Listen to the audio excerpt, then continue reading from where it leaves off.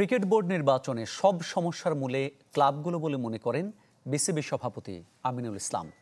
নিজের প্রথম নির্বাচনকে ঘিরে তার অভিজ্ঞতা ভালো নয়, তবে নির্বাচিত হলে সবাইকে সাথে নিয়ে দেশের ক্রিকেট উন্নয়নে কাজ করতে চান।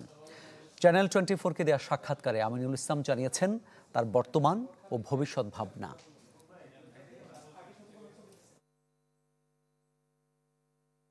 এসেছিলেন টি-20 ইনিংস খেলতে, কিন্তু এখন টেস্ট খেলার স্বপ্ন প্রথম টেস্ট সেঞ্চুরিয়ানের। কারণটা তার মুখেই শোনা যাক।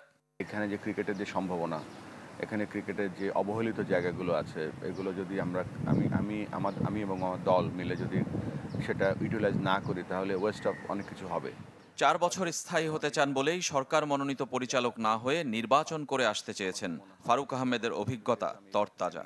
যদি আমি ন্যাশনাল স্পোর্টস কাউন্সিল থেকে আসি, কোনো কারণে যদি কোনো একটা সরকার চেঞ্জ হয়, তখন আমার অবস্থানটা হয়তো ফারুক ভাইয়ের মতো, যেমন হঠাৎ কাউন্সিলর যেভাবে আসে সেভাবে ন্যাশনাল স্পোর্টস কাউন্সিলে চলেও যেতে পারি।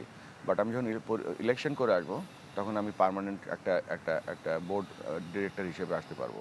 জীবনের প্রথম নির্বাচনী অভিজ্ঞতা খুব একটা ভালো নয় আমিনুলের, তবে তার দেখানো স্বপ্নে বিশ্বাস করছেন ঢাকা বিভাগের 17 জেলার কাউন্সিলর।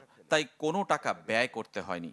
বাছাইকৃত কাঁচামাল ও স্বয়ংক্রিয় ইউরোপিয়ান মেশিনে তৈরি হয় all time honeycomb, all time healthy life.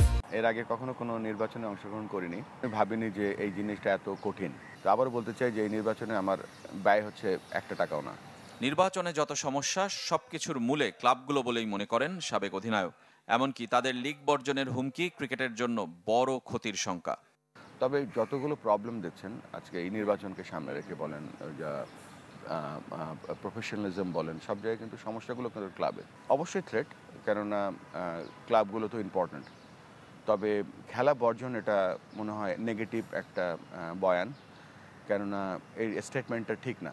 Tamim ইকবালের সঙ্গে নির্বাচনী আলোচনায় বসেছিলেন আমিনুল, সেটা প্রতিপক্ষ হিসেবেই। প্রতিপক্ষের প্রতি যে পরিমাণ রেসপেক্ট থাকার দরকার পুরোটাই আমি করেছি। একবার মিটিং হয়েছে এবং আমি আমার সর্বোচ্চ লেভেলের রেসপেক্ট দেখেছি। আই ওয়াজ ভেরি কোয়াইট, অনেক কথা শুনেছি সব জায়গা থেকে। 4 বছর ক্রিকেট বোর্ড পরিচালনা করতে চান নির্বাচিত পরিচালকদের সঙ্গী করে।